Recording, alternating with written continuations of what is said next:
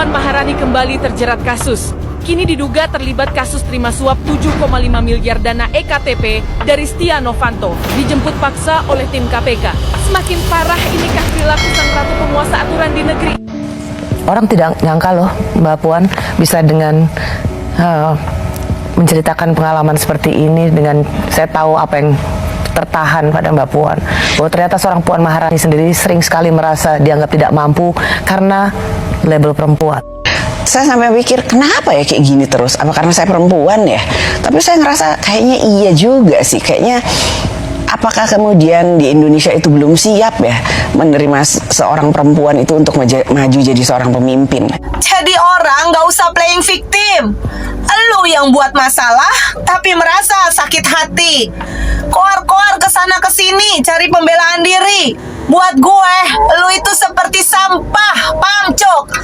Puan Maharani yang dikenal tahan malu, akhirnya menyerah di bawah tekanan. Usai video pestanya tersebar luas dan menuai hujatan tanpa henti, ia dengan berat hati memutuskan mundur dari jabatannya. Malu pada rakyat, ia mengakui dirinya gagal menjadi figur pengayom yang diharapkan.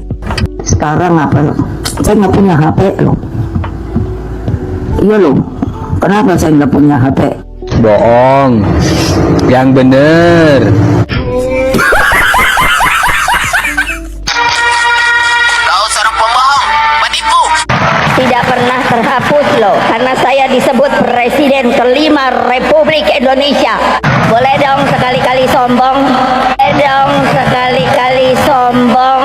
Dan saya beri peringatan, tak ada alasan kami akan bertindak atas nama rakyat. Dan sebagai sesama pimpinan partai, saya ingatkan anggota-anggota semua partai, termasuk partai saya Gerindra, cepat-cepat kalau ada terlibat, Anda jadi justice collaborator. Anda laporan aja, karena walaupun kau Gerindra, tidak akan saya lindungi, saudara. Lu mah bacot. Gue doain lu sengsara selamanya. Puas lo. Megawati Soekarno Putri tercatat pernah menjadi presiden dari 2001 sampai 2004. Presiden ini tidak pernah memenangkan pemilihan suara langsung oleh rakyat. Saya sudah 13 tahun tidak punya istri, cuma 3 pacar. Ya, 3 bos. Saya 3 aja. Minimal kalau udah jelek muka, jangan jelek hati. Kan malu kalau diketawain kaca.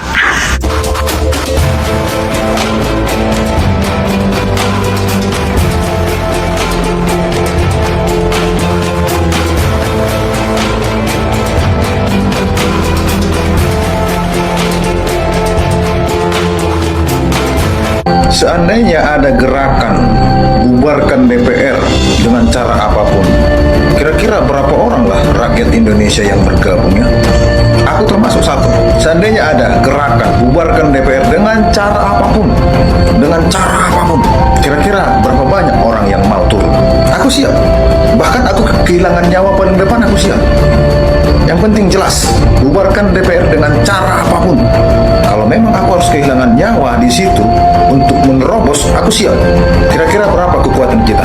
Udah nggak benar negara ini. DPR ini udah nggak benar. Aku siap. Demi Tuhan, aku siap. Demi Tuhan, biar didengar pemerintah, biar didengar semua aparat di negara ini. Biar kalian nggak paham.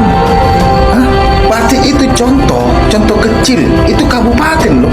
Berapa banyak kira-kira yang siap tempur untuk membubarkan DPR dengan cara apapun? Aku nomor 1, aku siap. Tapi untuk kepentingan partai-partai dan ketua partainya, setiap bulan gaji kita dipotong, setiap kita belanja apapun, kita dipajakin untuk membayar orang-orang ini duduk di parlemen dan secara terang benderang berkata bahwa mandat mereka bukan dari masyarakat tapi dari partai mereka masing-masing.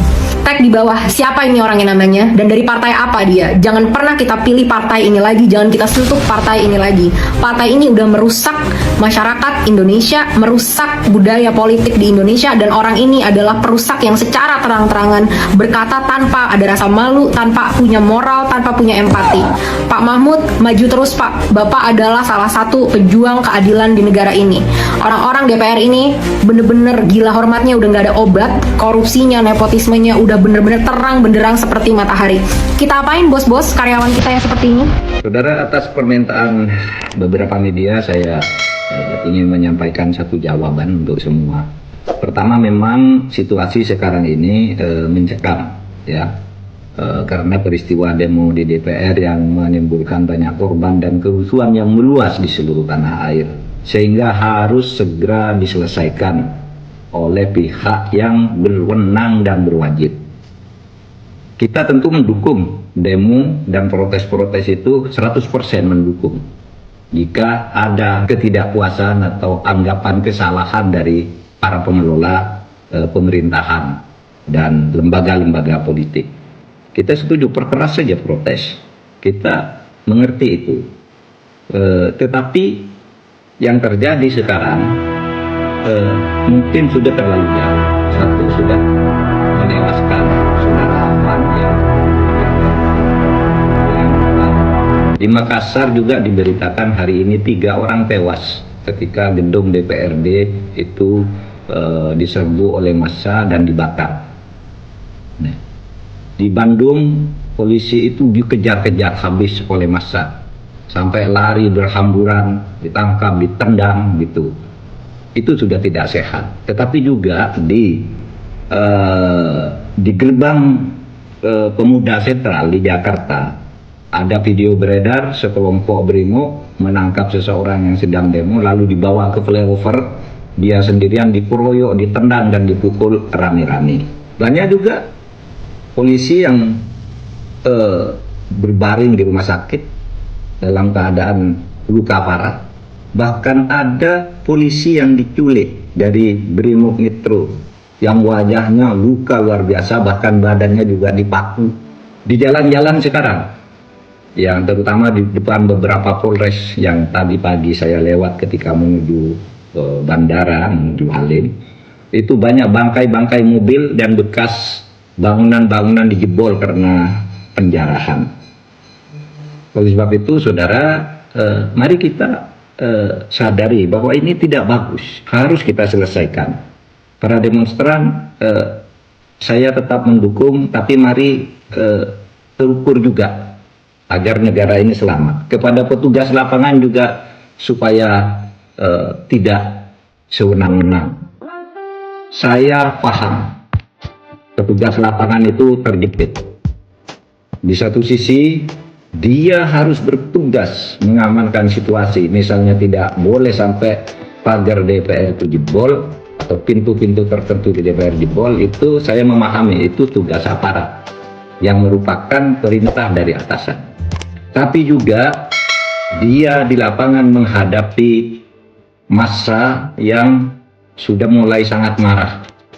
Nah, oleh sebab itu ini yang harus bertanggung jawab adalah atasan dalam memberi komando itu supaya cermat dari waktu ke waktu. Gitu. Jangan sampai terjadi korban di kalangan aparat dan rakyat. Yang saya lihat sekarang ini terjadi bentrokan antara rakyat melawan aparat, padahal aparat itu hanya menerima tugas, tidak ikut mengambil keputusan politik. Jadi korban, polisi jadi korban, rakyat jadi korban. Oleh sebab itu ini harus diselesaikan. Masalah utamanya apa? Ya. Masalah utama yang kita lihat itu adalah akumulasi kekecewaan. Ya, apa akumulasi kekecewaan? Itu kebijakan-kebijakan pemerintah yang banyak sekali menimbulkan protes di berbagai bidang. Ya, dan hampir setiap saat protes-protes itu muncul, tetapi penyelesaiannya tidak jelas. Hanya seperti ngasih permen lalu timbul lagi kebijakan-kebijakan yang menjadi persoalan baru bagi masyarakat. Kemudian banyak politisi yang arogan, tidak punya empati terhadap kehidupan masyarakat, sehingga menimbulkan reaksi yang kemudian memanas. Lalu saya melihat juga tak menentunya proses penegakan hukum. Ada yang jalan, ada yang tidak, ada yang hanya masalah sepele aja nggak bisa diselesaikan, ada yang besar diumumkan tetapi kemudian tindak lanjutnya nggak jelas.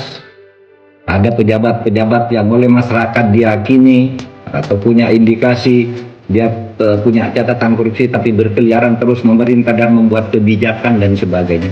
Nah, ini supaya diselesaikan agar tidak semakin rumit. Negara ini adalah milik kita bersama. Wahai seluruh rakyat, aparat itu bukan musuh Anda.